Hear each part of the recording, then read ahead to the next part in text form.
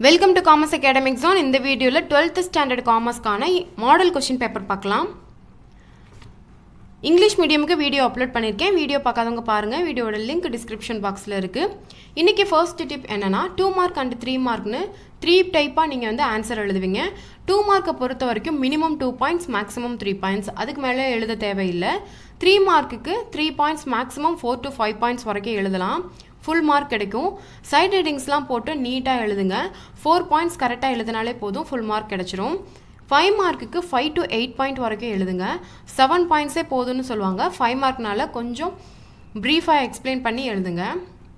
அதே மாதிரி 5 பாயிண்ட் கேட்டிருக்காங்க 8 பாயிண்ட் கேட்டிருக்காங்க அப்படினா இப்போ 5 பாயிண்ட் கேட்டிருக்காங்கன்னா 7 பாயிண்ட்ஸ் வரைக்கும் எழுதுங்க. 8 பாயிண்ட் கேட்டிருக்காங்கன்னா 8 பாயிண்ட்ஸ் எழுதினாலே போதும். செகண்ட் டிப் என்னன்னா காமர்ஸை பொறுத்த வரைக்கும் சைட் ஹெட்டிங்ஸ் ரொம்ப முக்கியம். சைட் ஹெட்டிங்ஸை கண்டிப்பாக எழுதி பார்த்து தான் படிக்கணும். 3 இயர்ஸ் முன்னாடி வரைக்கும் 15 to 17 சைட் ஹெட்டிங்ஸ் வரைக்கும் படிச்சிருப்பாங்க. ஞாபகம் வச்சுக்கவே ரொம்ப கஷ்டமாக இருக்கும். இப்போ நீங்கள் 5 to 7 சைட் ஹெட்டிங்ஸ் தான் படிக்க போகிறீங்க. அதை கண்டிப்பாக எழுதி பார்த்து படிங்க. சைட் ஹெட்டிங்ஸ் படிக்கிறப்போ ஞாபகம் இருக்க மாதிரி இருக்கும், ஆனால் மறந்துடுவீங்க. நிறைய சைட் ஹெட்டிங்ஸ் இருக்கிறனால கன்ஃபியூஸ் ஆயிடும். இப்போ ஃபர்ஸ்ட் சாப்டர் படிக்கிறீங்கன்னா அதில் இருக்க முக்கியமான கொஷின்ஸை படிச்சுட்டு அதை அப்படியே ஒரு நோட்டில் எழுதி வைங்க. அதே மாதிரி செகண்ட் சாப்டர் படிக்கிறீங்கன்னா அதில் இருக்க கொஸ்டின்ஸ்க்கான சைட் ஹெட்டிங்ஸும் அதே நோட்டில் கண்டினியூஸாக எழுதி வைங்க. இது ரொம்ப ஹெல்ப்ஃபுல்லாக இருக்கும். சைட் ஹெட்டிங்ஸை நோட்டில் எழுத ரொம்ப நேரம் எடுக்கும், டைம் இல்லைன்னு மட்டும் நினைக்காதீங்க. நீங்கள் படிக்கும் போதே அதை நோட்டில் எழுதி பார்க்குற மாதிரி நினச்சிக்கோங்க. ஆவரேஜ் ஸ்டூடெண்ட்ஸ்க்கு ரொம்ப ஹெல்ப்ஃபுல்லாக இருக்கும். ஹெட்டிங்ஸ் தப்பாக இருந்தால் மார்க் கண்டிப்பாக வராது. உங்களுக்கு பாயிண்ட்ஸ் மறந்துட்டா கூட ஹெட்டிங்ஸ் தெரிஞ்சால் பாயிண்ட்ஸ் கொஞ்சம் ஓனாக எழுதலாம். சைட் ஹெட்டிங்ஸே தெரியல அப்படின்னா நீங்கள் கொஷினே அட்டன் பண்ண முடியாமல் போயிடும். காமர்ஸை பொறுத்த வரைக்கும் ரொம்ப முக்கியமே சைட் ஹெட்டிங்ஸ் தான். நீங்கள் எழுதி படித்தா மட்டும்தான் ஞாபகம் இருக்கும். எல்லாம் படித்த மாதிரி இருக்கும், ஆனால் கொஷின்ஸை பார்த்ததுமே கன்ஃபியூஸ் ஆயிடுவீங்க. அதே மாதிரி மாடல் கொஷின் பேப்பர் வச்சு ரிவிஷன் பண்ணுங்கள். சாப்டர் வைஸாக ரிவிஷன் பண்ணுறதை விட இந்த மாதிரி மாடல் கொஷின் பேப்பர் வச்சு ரிவிஷன் பண்ணும்போது கொஷின்ஸை பார்த்ததுமே ஆன்சர் ஈஸியாக ஞாபகம் வரும். நீங்கள் புக்கில் சாப்டர் வைஸாக படிச்சுட்டு வந்திருப்பீங்க.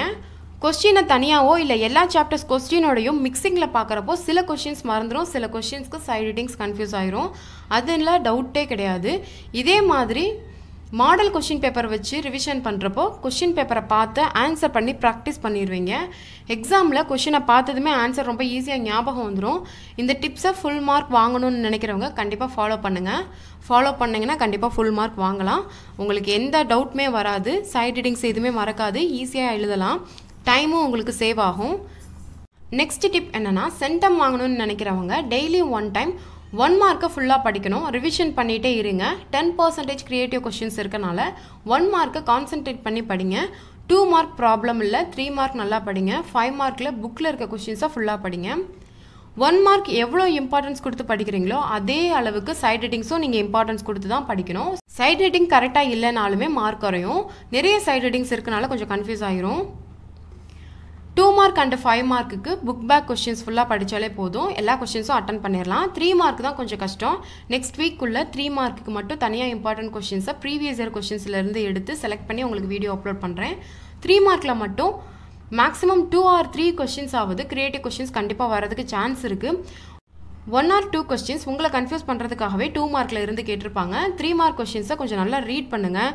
ஏதாவது கொஷின்ஸ் டிஃப்ரெண்ட்டாக இருந்தால் ஃபர்ஸ்ட் அந்த கொஷினை வந்து 2 மார்க்கில் படிச்சிருக்கீங்களான்னு பாருங்கள்.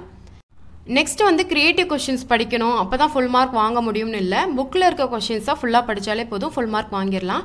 ஹேண்ட் ரைட்டிங் ரொம்ப முக்கியம். பிளாக் பென் யூஸ் பண்ணி எழுதுங்க. முக்கியமாக வேறு கலர் யூஸ் பண்ணாதீங்க. எக்ஸாமுக்காக நீட்டாக எழுதணும்னு நியூ ஹேண்ட் ரைட்டிங் ட்ரை பண்ணாதீங்க, டைம் பத்தாது. 2 மார்க் கொஸ்டின்ஸ் படிக்கும்போது ரொம்ப இம்பார்ட்டன்ட் நினைக்கிற கொஸ்டின்ஸ்க்கு ஒரு 2 பாயிண்ட் சேர்த்து படிச்சுக்கோங்க. 3 மார்க்கில் கேட்டால் எழுத ரொம்ப ஈஸியாக இருக்கும். நெக்ஸ்ட் வந்து இந்த மாடல் கொஷின் பேப்பரில் என்னென்ன கொஷின்ஸ் கேட்டிருக்காங்க அப்படின்னு பார்க்கலாம். 2 மார்க்கில் என்ன கொஷின்ஸ் கேட்டிருக்காங்க அப்படின்னா மேலாண்மை கருவிகளை பட்டியலிடுக, நிதிச்சந்தை சிறு குறிப்பு வரிக, பணச்சந்தை வரைவிலக்கணம் தருக, தரகர் என்று யாரை அழைக்கிறோம், அகவள ஆட்சேர்ப்பின் ஏதேனும் 2ஐ கூறுக, பண்டக சந்தை என்றால் என்ன, மின்னணுவியல் வியாபாரம் என்றால் என்ன, கலப்படத்திற்கு 2 எடுத்துக்காட்டுகள் தருக, வணிகத்தின் தலையாய நோக்கங்கள் யாவை, ஒழுங்குமுறை சந்தை என்றால் என்ன. 3 மார்க்கில் மேலாண்மையின் முதன்மை பணிகளை பட்டியலிடுக, மனிதவள மேலாண்மையின் வரைவிலக்கணம் தருக, மூலதன சந்தையின் பல்வேறு வகைகள் என்ன விளக்குக, அடைவு சோதனை குறித்து நீவீர் அறிவது யார். சந்தையிடுகையின் நோக்கங்கள் யாவை?